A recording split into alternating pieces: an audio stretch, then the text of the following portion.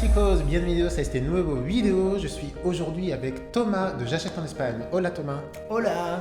Est-ce que vous voulez tout savoir sur l'immobilier en Espagne et les conseils de Thomas pour parler espagnol? C'est juste après ça. Muchísimas gracias Thomas. Tout va bien? Tout va bien, merci. ¿Estás bien? Todo bien. Perfecto. ¿Es posible hablar español y francés? Como quieras. Perfecto. Wow, muy bien. On va mélanger un peu le français et l'espagnol pour vous parler d'immobilier et puis de l'apprentissage de l'espagnol. On va commencer par l'immobilier. Et avant, Thomas, on est à Valence aujourd'hui. Exactement. Dans ton agence immobilière. Muchas gracias. Voilà. Para comenzar, pour commencer, est-ce que tu peux te présenter? Je m'appelle Thomas, j'ai 35 ans. Je suis papa d'une petite fille qui s'appelle Carmen. J'habite ici, juste à côté de mon bureau qui est dans le centre de Valencia. Et professionnellement, j'ai créé une agence, un réseau d'agences immobilières francophones qui s'appelle J'achète en Espagne. Je l'ai créé il y a 6 ans en arrivant ici à Valence, parce que j'ai rencontré une Valencienne. Et donc c'est pour cette raison que je suis venu m'installer en Espagne. C'est drôle parce que Espagnol pas à pas a 6 ans aussi, 6-7 ans. Ah, excellent. On a le même âge. On a le même âge, 2017. Et donc, tu as plusieurs agences immobilières en Espagne. C'est ça. Et on va parler de 2 sujets aujourd'hui. Il y a des gens qui sont peut-être intéressés sûrement par le fait de venir s'installer, vivre en Espagne. Quand on veut vivre en Espagne, il nous faut un toit sur la tête, donc comment faire? Et puis, tu m'as dit que tu étais autodidacte, hablas con fluidez hoy en espagnol. Exacto. Entonces vamos a hablar de eso también. Tout d'abord, est-ce que tu peux me dire quels sont les avantages à vivre en Espagne? Question facile. Pregunta super facile. Les gens en Espagne, qu'est-ce qu'ils viennent chercher? Ils vont venir chercher du soleil, ça c'est sûr et certain, une joie de vivre, mais aussi certaines choses qu'ils découvrent peut-être un petit peu plus sur le tard. La sécurité qu'ils ont ici en Espagne, la tranquillité de pouvoir sortir le soir insouciant. Et évidemment, là c'est aussi ma paroisse, c'est l'immobilier. Ils vont trouver des prix qui sont bien plus abordables qu'en France. Justement, une de mes questions, moi mes élèves me disent souvent la vie est moins chère en Espagne. Est-ce que la vie est moins chère en Espagne? Est-ce que l'immobilier est moins cher en Espagne? Est-ce que le coût de la vie est moins cher en Espagne selon toi? Alors oui, l'immobilier est moins cher en Espagne. Oui, le coût de la vie est également moins cher en Espagne. Mais attention, ça dépend des postes de dépenses. Il y a certains postes comme l'énergie par exemple qui seront plus élevés en Espagne. L'électricité coûte plus cher par exemple. Ça dépend également des salaires. Parce que le salaire minimum est plus faible en Espagne. Donc moi je dis toujours c'est une question de pouvoir d'achat en fait, plus que de coût de la vie en fait, qui compte au final. Et ça dépend aussi si tu as un contrat local ou si tu es envoyé par ta boîte, donc si tu as un salaire français ou d'un autre pays, c'est pas les mêmes grilles tarifaires. Exactement. Autre question concernant le logement en Espagne. Quelles sont les grandes différences entre... Est-ce qu'un logement en Espagne est différent d'un logement en France? Quelles sont les différences? Oui, alors la région que vont plébisciter nos clients, ça va être surtout le littoral méditerranéen. Et souvent, ils sont surpris parce qu'ils disent mais j'ai pas vu de chauffage. Et où sont les radiateurs? Et c'est vrai que moi, ça m'a surpris parce que quand je suis arrivé à Valence, c'était en plein épisode de pluie, en janvier, il faisait froid. Et je me disais, dis donc, il n'y a pas de radiateur, qu'est-ce que c'est, comment c'est possible, etc. Mais en fait, c'est vraiment les 3 jours où on a besoin de se chauffer avec une petite chaufferette, ou alors si on a une clim réversible, chaud-froid. Ouais. Mais sinon, en fait, on ne met jamais de radiateur, quasiment. Le soleil réchauffe les pierres. Et globalement, ça, c'est une grosse différence. Après, l'isolation phonique, souvent, elle est assez décriée en Espagne par rapport à la France. C'est vrai que les normes de construction ne sont pas forcément les mêmes, et les appartements sont en général moins bien isolés qu'en France. Comme la qualité des bâtis, c'est peut-être c'est même moins cher en Espagne qu'en France, mais parfois on comprend aussi parce que l'argent qui a été mis dans la construction, en fait, il est moindre qu'en France. L'isolation sonore, 100% d'accord avec toi. On s'habitue, mais c'est vrai que c'est pas les mêmes critères qu'en France. Et puis le bidet. Et le bidet. Le bidet. Parlons-en. Aïe aïe aïe. Le bidet, c'est super important. J'avais 2 bidets à la maison. Donc 2 bidets? Ouais, 2 bidets. C'est beaucoup ça. Ça fait beaucoup, ouais. Ah. Donc j'en ai viré un, mais on m'a dit vire pas l'autre, parce que quand tu vas vouloir revendre, s'il n'y a pas de bidet chez toi, bidet, ça va être compliqué. Si tu vas en français ça va, si tu vas en espagnol, il faut un bidet. Alors maintenant, on passe sur un sujet un peu plus sérieux, on lâche le bidet, on pourra revenir dessus. On reviendra dessus. On revient sur le bidet. Mais question super importante, quelles sont les différences quand tu veux acheter en Espagne, appartement ou maison, par rapport à la France ou à d'autres pays?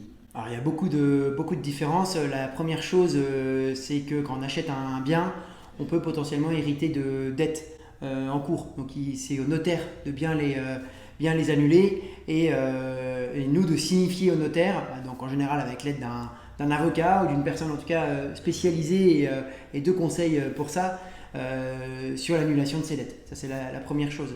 On va avoir également des impôts qui vont être différents à l'achat, qui vont être plus élevés de manière générale. Mais après, on a moins de frais pour ce qui est des charges courantes. C'est-à-dire que les charges de copropriété ou les impôts fonciers vont être bien moins élevés en Espagne. Et puis bonne nouvelle, la taxe d'habitation, elle n'existe pas. Là, il y a juste des impôts fonciers. Globalement, c'est ça. Un petit peu plus cher à l'achat et un peu moins cher après sur le long terme. Et autre question, quand tu es étranger et que tu veux acheter en Espagne, est-ce que tu peux comme ça ou il y a des choses que tu dois faire? Alors oui, on peut acheter en étant étranger en Espagne, en étant donc en général ce qu'on appelle non-résident. C'est quasiment tous nos clients qui sont non-résidents et qui le deviendront peut-être après l'achat. Il y a une chose à laquelle on ne peut pas couper, c'est le fameux NIE, le Número de Identidad de Extranjeros, le numéro d'identification des étrangers. Et ça, si on ne l'a pas, on ne peut pas acheter. Alors il y a certaines dérogations qui peuvent être faites pour pouvoir l'obtenir dans les 30 jours suivant l'achat avec un numéro provisoire. Mais si vous voulez acheter en Espagne, la première chose à faire, et si vous voulez venir y vivre de toute manière, c'est de vous procurer ce numéro. Et maintenant, on passamos à l'espagnol. Pasamos al español, muy bien. On peut parler français, hein. Pero tú hablas espagnol Sí, perfectamente. bueno, espero. Si, Eso espero. perfecto. Un élève en moins. Aïe. Avant, tu vas nous donner ton conseil pour ceux qui apprennent l'espagnol. Juste avant, est-ce que tu peux nous dire, c'est assez particulier, comment toi tu as appris l'espagnol? Est-ce que tu as eu un prof d'espagnol? Comment ça s'est passé pour toi? Alors j'aurais bien aimé avoir un prof d'espagnol comme ça. Si je t'avais connu, je suis sûr et certain. Et je dis pas ça pour faire la pelota. Aïe, aïe, aïe, faire le faillot, bien. Je pense vraiment que j'aurais fait appel à tes cours. Parce que moi, j'habitais en Italie. J'ai rencontré ma femme qui est de Valence, qui m'a dit, dans un mois, je t'invite au mariage d'une de mes amies à Valencia. Donc on était début août et le mariage était le 3 septembre. Et je me suis dit, bon, ben, on va s'acheter une méthode d'italien, une méthode d'espagnol. Et ben, il y a 30 jours, on va se faire une leçon par jour. Si on arrive déjà à 30 leçons dans 30 jours, ce sera déjà très bien. Donc je suis arrivé, évidemment, c'était pas glorieux, mais j'ai réussi quand même à me faire un petit peu comprendre. Et puis après, en janvier, on déménageait. Donc de septembre à décembre, j'ai continué à cravacher pour en janvier pouvoir au moins prendre le téléphone et pouvoir dire quelque chose à quelqu'un, quoi. Mais j'étais pas encore au top du niveau, quoi. Donc tu n'es pas hispanophone de naissance, comme moi, hein, tu as dû apprendre l'espagnol. Ouais. La plupart des gens qui nous regardent apprennent l'espagnol. Ce serait quoi ton conseil pour eux? Question bastante difficile. Muy bien, muy bien. Mon conseil réellement, c'est que c'est une question de travail. Ce que moi j'ai fait, c'est que je notais des mots de vocabulaire ou des phrases toutes faites qui sont des structures en fait qu'on répète et qu'on utilisera forcément dans la vie de tous les jours. Je notais ça sur un calepin. D'un côté la phrase en espagnol et juste en face en français. Et en fait, je sais pas si j'avais une liste de 200 mots. Et je descendais la liste en cachant. Je sais pas, el rato, le chat, el perro, le chien. Et si je me trompe, c'est comme le jeu de loi. La règle, c'est on recommence au début. Et on recommence comme ça. Et le but, c'est d'arriver tout au bout de la liste sans s'être trompé une seule fois. Je peux vous dire que les premiers 10 mots, je finis par bien les connaître, vu que je suis passé dessus plein de fois. Et ça fonctionne parce qu'au bout d'un moment, à force de le répéter, de toute manière, il n'y a que ça qui fonctionne, c'est la répétition. Ça finit par rentrer dans le crâne pour une vieille bourrique comme moi.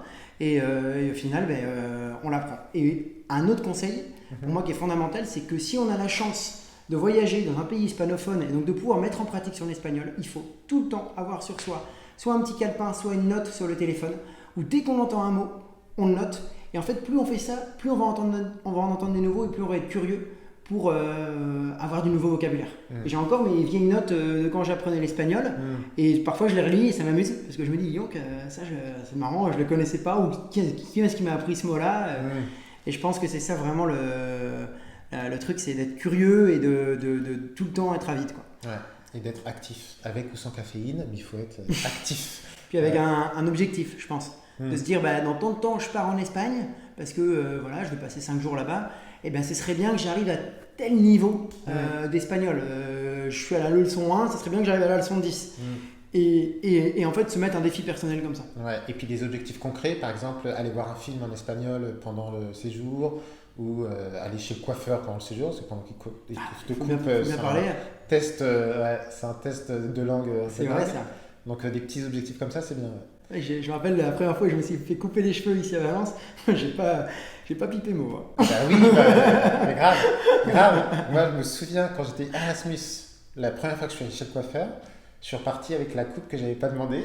Parce que quand il me demandait, parfois je comprenais pas, et puis je n'arrivais pas à demander exactement ce que je voulais, et je préférais me taire. Je disais, si, vas-y, si. Merci beaucoup Thomas. Est-ce que tu veux ajouter quelque chose? Je suis ravi d'accompagner Espagnol pas à pas, et je vous le recommande vraiment à tous. Merci, et puis moi je suis ravi de rencontrer, j'achète en Espagne, je vois beaucoup passer sur les réseaux sociaux ce que tu fais, on est hyper content de te rencontrer et puis de profiter un peu de ce moment avec toi. Merci avec beaucoup. Plaisir. Merci à vous.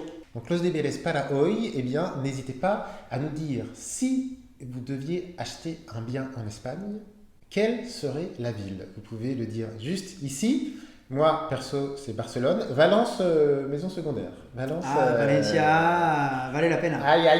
Para mí, Barcelona. Para ti? Pues para mí, Valencia, hombre. Ay. Ok. À vous de départager dans les commentaires ou de dire une autre ville. Si vous avez aimé cette vidéo, n'hésitez pas à mettre un petit like ou à vous abonner pour avoir d'autres conseils. Muchísimas gracias. Nada, gracias a ti. Estamos en contacto. Hasta pronto. Adiós.